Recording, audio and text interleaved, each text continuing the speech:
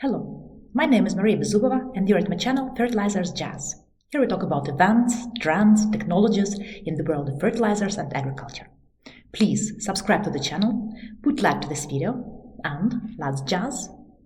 Today is January 27 and it is a weekly markets update. Let's have a look at the news of week 4 and see what are the next trends. But first of all, please check out my interview with Dr. Munir Halim, founder and CEO of Africom, that was published last week. It was a super insightful discussion about African fertilizers markets. What are the key hurdles to their growth and how to overcome them most effectively? Don't miss all the great insights shared by Munir with Fertilizers Jazz. Also, I would like to share with you my great experience from the conference Fertilizers 2025, Eastern and Western Europe, Baltic States and Balkans, organized by World Fertilizers Market in Vienna last week. The conference gathered more than 150 participants from the region and covered a wide range of topics, including discussion of political, economical and environmental challenges for the European producers, raw materials cost prospects, situation in the key regional markets and forecasts for 2025, as well as impact of Russian and Belarusian imports fertilizers to Europe. In a nutshell, I would like to summarize as follows.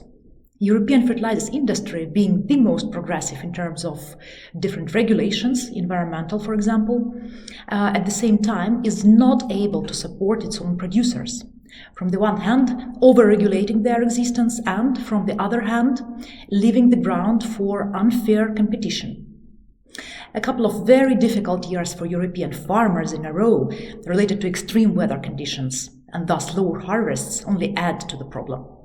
The war that continues to rage in Ukraine limits possibilities for both Ukrainian farmers to increase consumption, as well as European suppliers to increase their exports. So, a lot of important steps are expected from the European industry and in general political leadership in order to address all these issues. And time factor is very important here. Let's move to the market situation of the last week.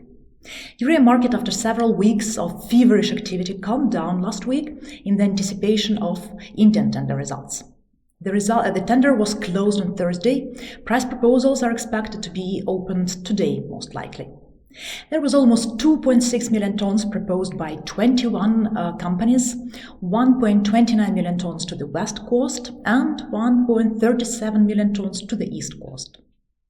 Market players expect the price level to hit $410 CFR for the west coast minimum. And even in this case, India is expected to be able to secure about 7 to maximum 800,000 tons out of 1.5 million tons tendered.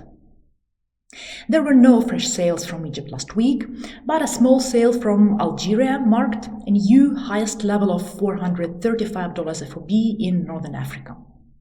The demand in Europe is robust, but actual purchases were mostly on hold last week, since the buyers were waiting for more clarity regarding the market direction after the tender. Black Sea spot activity was also almost muted due to SOCAR tender results anticipation that closed on Wednesday, but results are not available yet. Ukrainian buyers will dominate purchases in the region clearly in upcoming 3 to 4 weeks, with at least 100,000 tons or more imports needed in front of the spring season. Turkish buyers are testing the market, but their indicated levels of $395 to $400 CFR are far away from market realities, taking into account that Iranian supply is still almost unavailable. The tension is growing in Turkey, as looks like that there will be no cheap material available for the market this spring season. Spot indications from Middle East increased again by $10 to $395 to $400 FOB, and supply remains very tight. Most of the producers are holding volumes for the Indian tender, as well as start contract shipments to the US market and prepare for the demand in Australia that will emerge later second half of February. Iranian producer Lord Dagan sold 25,000 tons cargo at $355 FOB, but export availability continues to be extremely limited. For now, there are no positive news regarding gas supply in Iran, so it is difficult to evaluate how soon the situation will come back to norm. China also stays away from the international market. Different rumors continue to circulate that exports can be reopened as of April or May. However, there is no official information available yet.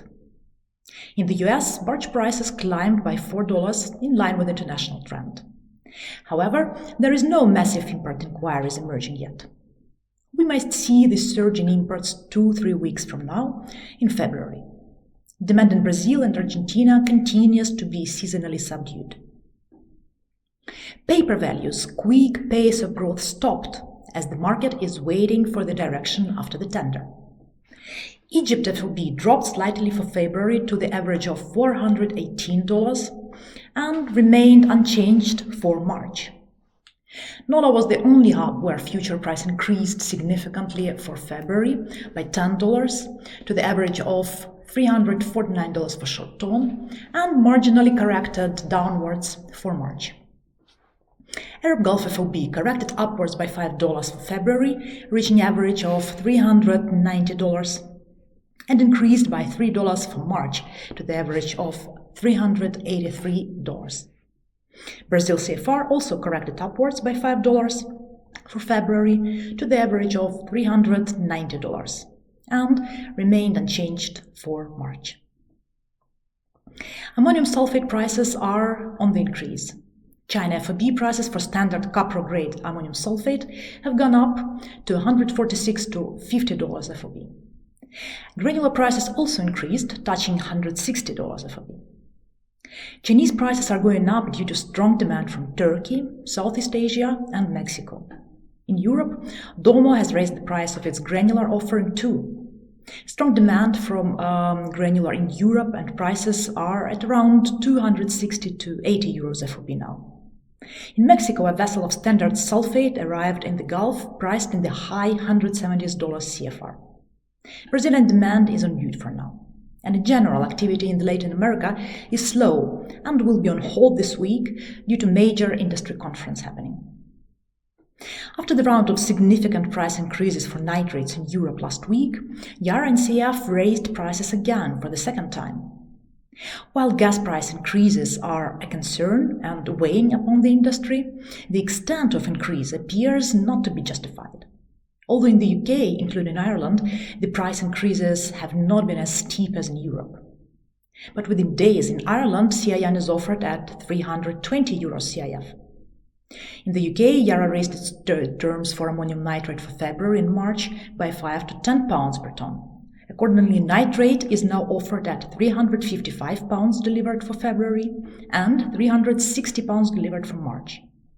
These are comparable to CF fertilizers prices there. Since these increases have been conservative compared to the Europe, it is unlikely to make any major dent on demand. Everyone seems to have accepted and even discounted a moderate increase in nitrate prices, given the gas situation. In Bulgaria, Agropolychem already offers nitrate at 405 to 10 euros backed FCA level, a very significant increase versus last heard proposals. Most likely we will see even higher levels in the upcoming week or two. That will be the peak for nitrates purchasing, but afterwards the same steep decline will definitely happen. UAN demand starts to strengthen both in Europe and US. Prices increased in both hemispheres, partially due to demand increase, partially due to strong support from urea. In the US, CF Industries increased price across the Corn Belt by $10, but key demand will emerge later. In France, prices also moved 5 to 8 euros higher. Application season will start mid-February, so importers are preparing for supplies in February onwards. In ammonia, market prices were softening again. February Tampa price was agreed between Yara and Mosaic at $500 CFR level, which marks $38 drop versus January. However, prices east and west of Suez continue diverting due to different fundamentals. In Europe, CFR price remained almost unchanged due to increasing gas prices as well as tight supply. Algerian producers seem to have short-term problems with gas inflow, which influences ammonia supply, obviously. At the same time, prices east of Suez continue decreasing due to very long supply from all major producing hubs and limited demand. Southeast Asia CFR market, specifically in India, was quiet with no spot deals emerging, as buyers feel comfortable with current lineups, and their bids for March at the level of $360 to $80 CFR are not acceptable for the sellers, at least yet. However, certain demand from India will emerge for March shipment for phosphates production. Middle East prices dropped by $12 more to $340 to $65 FOB, but still demand is a question mark. Ma'aden is heard to start maintenance sometime soon, but there is no info when exactly. In the US, both import and export prices corrected downwards again by $17 to $19 following the international trend. However, this drop didn't influence inland terminal values. Spring application season is approaching, so domestic sales will be robust. Phosphates market was mostly uneventful last week. After phosphoric acid contract price settled a week ago, now buyers have a clearer idea on what to expect. Production is expected to have India go into April with around 2 million tons. If OCP conclude another big deal, this number could be around 2.5 million tons. Last week, there were no new DAP purchases from India, and price tags stayed the same.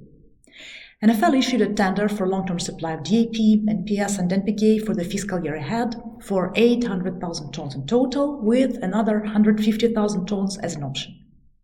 The pricing will be under formula, shipment to both coasts during a year. The only other news came from Ethiopia, where EABC reopened 2 lots of its December 23 tender. This part of the tender closed on Friday. It looks like EABC will be looking for shipment of those lots in March. European demand continues to strengthen. OCP reported sales of 12,000 tons of DAP to Western Europe for shipment in January and February, plus 20,000 tons of DAP to Central and Eastern Europe for February. Prices are in the range $600 to $620 FOB. Egyptian NCIC announced sales tender for 25,000 tons of DAP for February loading. In Brazil, there is limited interest for MAP. However, a 30,000 vessel of Russian product is expected to load at the beginning of February. There are signs that SSP demand is firming instead. Activity in the US was almost non-existing after the active start of January. Moving to the fundamentals. European natural gas futures increased again versus a week ago to the level of almost 50 euros per megawatt hour amid colder weather and more rapid than usual gas storages depleting. Now storages are 59% full, 15% below versus a year ago. As a response to this situation, at least 7 US LNG cargoes initially bound for Asia or Colombia changed course to European ports, with some making dramatic reversals. Traders diverting LNG to Europe can earn up to 5.3 million more per cargo compared to Asia, where demand and prices remain low. However, milder weather is expected to arrive soon, but perhaps European gas prices will not drop dramatically before the end of heating season.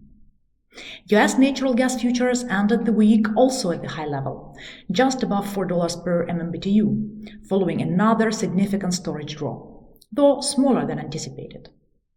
The latest Energy Information Agency report showed that US utilities withdrew 223 billion cubic feet in the week ending January 17. Analysts predict further withdrawals exceeding 200 billion cubic feet for the last week, driven by heightened heating demand, which could eliminate the small surplus in inventories compared to the 5-year average. However, demand is expected to ease as milder weather is forecast from late January into early February. In addition, natural gas flows to Freeport LNG's export plant were set to rise from an 11-week low, after a power problem during a winter storm forced it to shut on Tuesday. Agricultural commodities future prices moved in different directions last week. Wheat futures eased towards $5.44 per bushel, down from a recent one-month high, which was driven by concerns over severe cold in some US wheat belts and persistent drought conditions in Argentina. The pullback was largely attributed to a technical correction, with traders continuing to monitor President Trump's trade policy. Meanwhile, the USDA's attaché in Canberra projected Australian wheat production at 32 million tons, the third highest on record, despite difficulties encountered during the growing season. The Russian wheat crop held steady this month, but weather-related risks remain a potential concern. Corn futures continued growing and reached $4.87 per bushel on Friday, marking their highest level in over a year, as tightening US and global supplies drove prices higher. The market continues to digest the January USDA report that revised down global stocks to 293 million tons, making corn supplies the tightest since the 2021 season. And funds continue to invest into March contracts, as we discussed already last week, which support the upward trend still. Soybean futures climbed more to the level of $10.55 per bushel. Despite a slow harvest, analysts remain optimistic about a bumper crop in Brazil, which any crop loss due to Argentina's hot, dry weather expected to be offset by Brazil's production. According to Commodity Weather Group, southern Brazil and Paraguay could see relief next week, with dry conditions in northern Brazil aiding the early harvest, though wet weather is set to return briefly. In Argentina, rain in key regions should improve moisture levels in the north, but dry conditions are set to persist in the south and central areas. At the same time, concerns over demand grew after the news on Wednesday that China had halted soybean shipments from 5 Brazilian firms due to cargoes failing to meet plant health requirements. Moving to the shipping industry. Containerized freight index dropped sharply by more than 10% again last week. In front of the Lunar New Year in China, the activity seems to halt, and as a result, containers' capacity increased and rates dropped for all routes from China to the US and vice versa, as well as from China to Europe. Market analysts expect further rates softening because of the holiday season in China. The Baltic Exchange Dry Bulk Index collapsed by more than 15% last week, marking new lows in several years. Last week, problems with demand were evident across the segments and in both basins. Market participants hope that market touched the bottom, but in front of the holiday in China, it looks optimistic.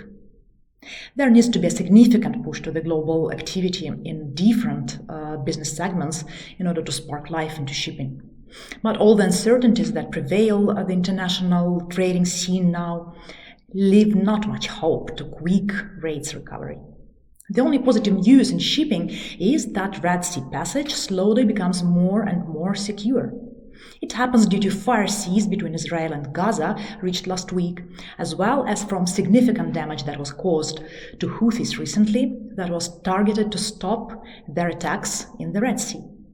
Hopefully, this will be a long-term solution, and this extremely important passage for the international trade will welcome safe marine traffic again.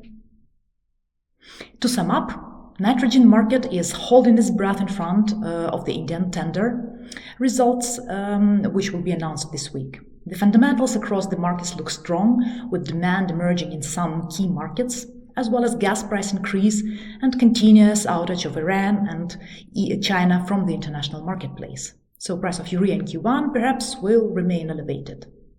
Nitrates prices are on the rise as well amid season in Europe that will peak very soon, and also strong support from urea. Ammonium sulfate price also firms on the back of general bullish trend, as well as strengthening demand in Turkey and Mexico. Phosphates price remain unchanged, with little new actual purchase activity happening in the market. Ammonia price corrected significantly downwards with February Tampa contract settlement. However, sentiment in the east and west of Suez continued diverting, with elevated western prices and very long supply from all eastern hubs. European gas price continues growing, which attracts more LNG to the region. Gas price in the US also climbed more last week amid ample storage's withdrawal rate. However, both in the US and Europe, mild weather is expected, so hopefully we will see downward gas price correction soon. Agricultural commodities future prices move differently, with wheat price marginally decreasing, while corn and soybeans demonstrating further bullish trend. Dry bulk shipping activity lives through its worst weeks in a couple of years, with very slow activity across all segments. Container shipment cost also corrected further downwards in front of Lunar New Year holidays in China. So, let's see what is next around the corner. But it will be already next week. Thank you for watching. Please subscribe to the channel, put like to this video, push the bell in order not to miss any updates, and see you soon.